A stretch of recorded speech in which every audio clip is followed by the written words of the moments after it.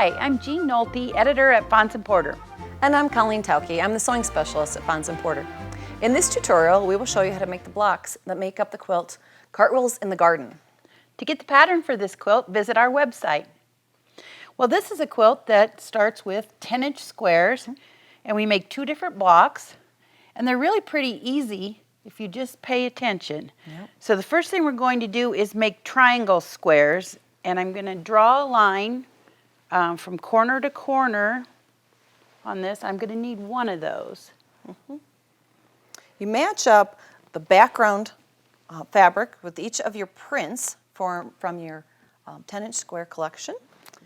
And you're going to mark a diagonal corner to corner and then 1/4 inch on each side of that to give you your stitching lines. So in just a second here, It takes just a while. 3 you lines. Probably want to go and maybe sit down and just do all of them at once. I would definitely Mass produce those. do all of them at once. So you have on the wrong side of your light fabric 3 lines.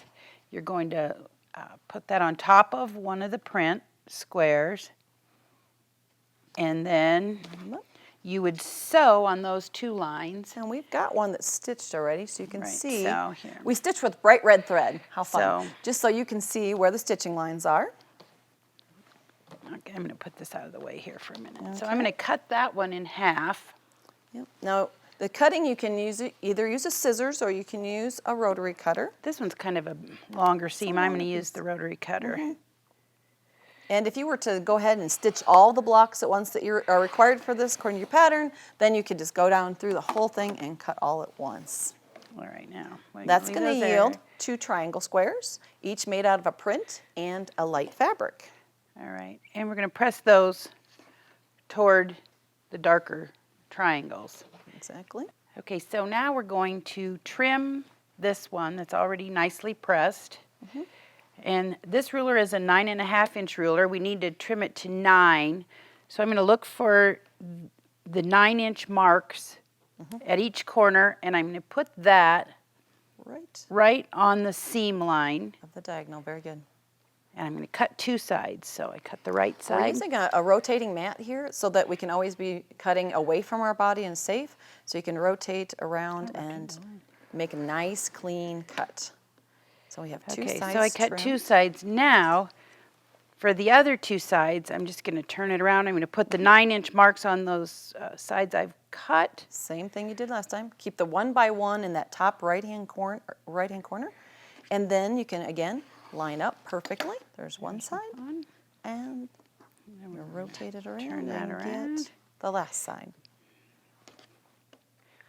So this way we've got a perfect 9-inch square, All right. no matter how your pressing was in the early steps. All right, so now I want it like this. So the next thing we're going to do is cut this in half.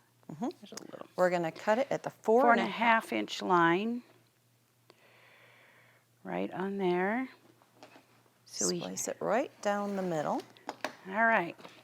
So we now have the 2 parts of our block. We're going to take this one and flip it Over there. around, and then you're going to Seam. We're going to re-seam that center piece. attach that edge Okay. there.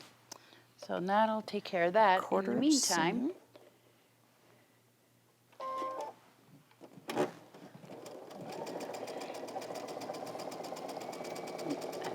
And these won't really require pins. They're nice and flat. You've pressed everything nicely, so you just put a simple 1/4 inch seam down the center and take it out.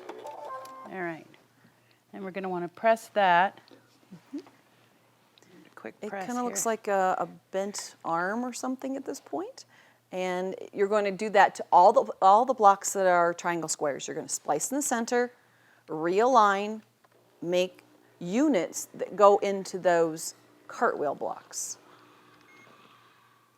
All right, now there's just one more step because it was 9 inches square, but we took a seam out of there. So that means it's not square yet, right? Nope, we're going to need to trim just a little bit off of this edge here. So we're going to trim it now down to 8.5 inches. Now remember, you're only going to be trimming one side And You're it's the not- side that's, A dark and a light. Don't go across any triangles or you're going to be upset. So, it's the side that's half dark and half half light. Perfect. So that is 1/4 of the block. And you Now would it's just arrangement Yep, just make 4 of those as they to twirl complete on. your block. Now we're ready to make block number 2. two. And this one's another easy block. Yeah, none of these are really complex. It's just some simple sewing and a lot of chain sewing possibly even Right. if you get So everything set up. We're gonna make this snowball for the center, and then the way you do that is you take your small squares and you draw a line diagonally on the wrong side of each one of those small squares. You're gonna put that on there, and then stitch on the line like we've done here, and you can see when you fold those back, You get a snowball.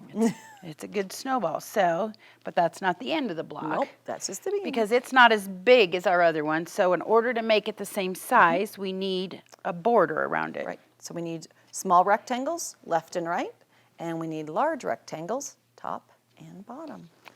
And then they will match the little So that's your cartwheel. block. So once you've made all of your blocks, you just join them together in rows, as you can see here, Alternating cartwheel and a snowball all the way across. and you're done. And you might want to take a look at the beautiful quilting on this quilt. It gorgeous. is truly amazing. With all that background fabric, it gives the quilters a lot of space to play. Thanks for joining us today. For more of our videos, visit our website.